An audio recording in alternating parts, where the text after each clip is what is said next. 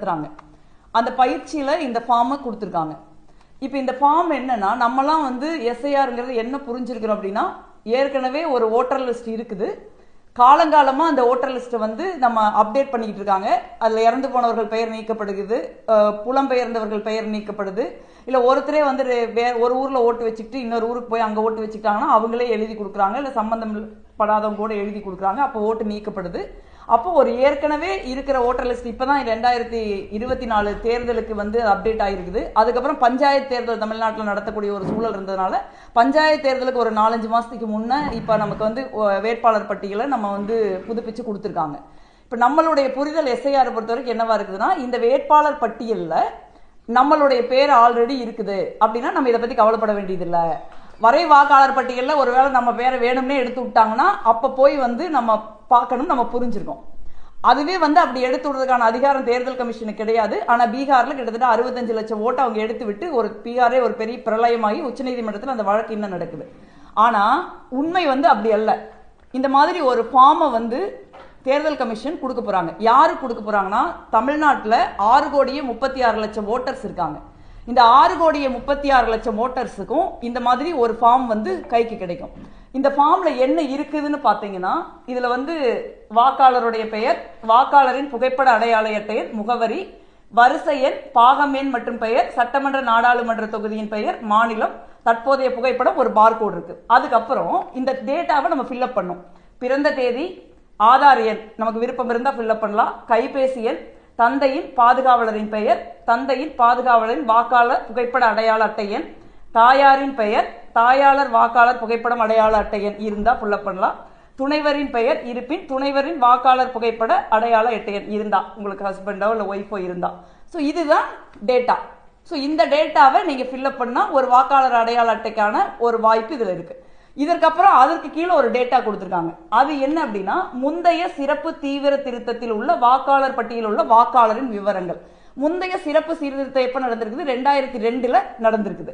அதுல பாத்தீங்கன்னா வாக்காளரின் பெயர், வாக்காளரின் புகைப்பட அடையாள அட்டை எண் இருந்ததுன்னா, உறவினரின் பெயர், உறவு முறை, மாவட்டம், மாநிலம், சட்டமன்ற தொகுதியின் பெயர், சட்டமன்ற தொகுதியின் எண், பாகம் எண், வரிசை எண் இது இருக்கு. இது வந்து இது எது கேக்குறீங்க? இப்ப வந்து நீங்க ஒருத்தர் ஓட்டரா இருந்தார் அப்படின்னா, முதல்ல நான் படிச்ச ஒரு காலம் இருக்குது.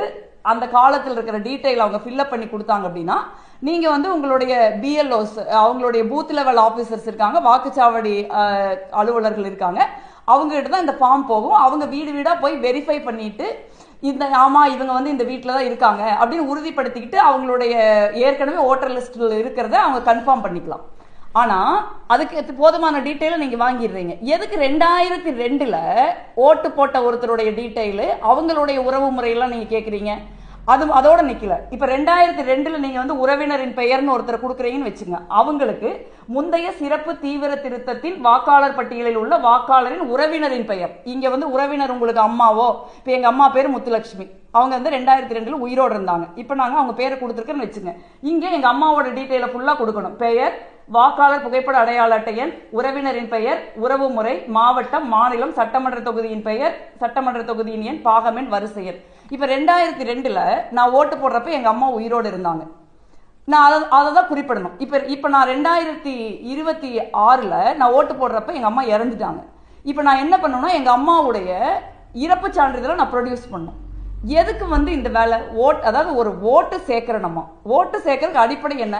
ஒருத்தர் அந்த ஊர்ல அந்த பூத்துல இருக்காங்களா, அவங்க வந்து அந்த ஊர்ல தான் அந்த பூத்துல தான் குடியிருக்காங்களா, அவங்க லெஜிட்டிமேட் ஓட்டரா, இதை தானே நீங்க பார்க்கணும். இதுக்கு எதுக்கு வந்து இத்தனை டேட்டா கொடுக்குறீங்க? அதுல பாத்தீங்கன்னா 2002க்கும் 2025க்கும் இடையில 23 வருஷம் கேப் இருக்கு. இப்ப 2002 ஒருத்தர் ஓட்டு போட்டிருந்தாருன்னா அவர் 2024 இப்ப பாராளுமன்ற தேர்தலையும் அவங்க ஓட்டு போட்டிருப்பாங்க. ஸோ அவங்களுக்கு வந்து வெறும் ஒரு அப்டேட்டட் புகைப்படம் மட்டும் கொடுத்தா போதும்னு சொல்றாங்க. இப்ப 2002 ஒருத்தர் ஓட்டு போடலன்னு வச்சுக்கோங்க, 22 ஓட்டு போடல, அதுக்கப்புறம் வந்து போட்டிருந்தாரு அப்படின்னா, நீங்க வந்து அவங்கள கிட்டத்தட்ட அவங்க என்ன பண்றாங்கன்னா குடியுரிமை செக் பண்றாங்க. அதற்கான சான்றிதழ், அதற்கான வாய்ப்பு தான் இது. சாதாரணமா ஒருத்தருடைய ஓட்டை நீக்கவோ சேர்க்கவோ இன்னைக்கு அவர் என்னமா இருக்காருன்னு பார்த்தா போதும். அவங்க அந்த பொண்ணு அந்த பெண் என்னவா இருக்காங்க, அந்த ஆண் என்னவா இருக்காங்கன்னு பார்த்தா போதும். 2002 போய் எதுக்கு பாக்குறீங்க? அதற்கப்புறம் வந்து எதுக்கு 2002 யார் உறவினரா இருந்தாங்க அவங்களுடைய டீடைல்ஸ் எல்லாம் நீங்க கேக்குறீங்க. அப்ப பேசிக்கலா இது வந்து ஒரு வாக்காளர் தீவிர திருத்தம்ங்கிற பெயர்ல ஒருவருடைய குடியுரிமையை வந்து தேர்தல் கமிஷன் நம்மளுடைய அனுமதி இல்லாமல் சட்டத்திற்கு விரோதமாக இவங்க இதை செய்யறாங்க. ஏன்னா குடியுரிமை செக் பண்ண வேண்டிய அதிகாரம் வந்து உள்துறை அமைச்சகம், ஒன்றிய உள்துறை அமைச்சகத்துக்கு தான் இருக்கு, எலெக்ஷன் கமிஷனுக்கு கிடையாது.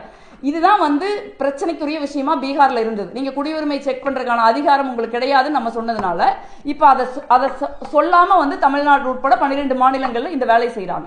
இப்ப நான் சொன்ன அந்த 6,36,00,000 பேர் தமிழ்நாட்டில் நம்ம இருக்கிறோம்ல, இவங்க 6,36,00,000 பேரும் இந்த பேப்பரை கொண்டு போய் எலெக்ஷன் கமிஷன் உங்களுக்கு கொடுப்பாங்க வீட்டுல.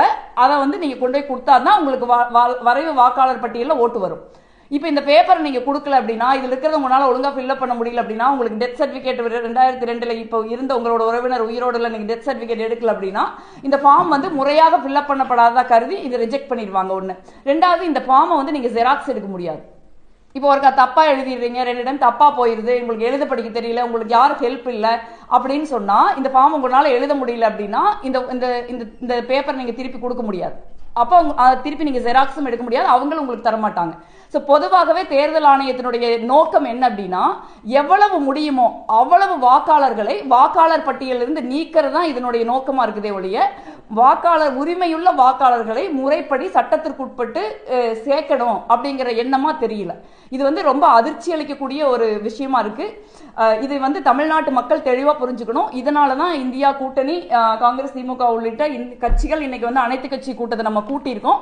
அதனாலதான் நம்ம இந்த எஸ்ஐஆரை, இந்த வாக்காளர் வாக்காளர் பட்டியல் சிறப்பு திருத்தத்தை கடுமையா எதிர்க்கிறோம். நம்மளுடைய மாநிலத்துல வந்து நம்மளுடைய வாக்குரிமையை நீங்க மீண்டும் உறுதி செய்யணும் சொல்றதுக்கு யாரு தேர்தல் கமிஷன்?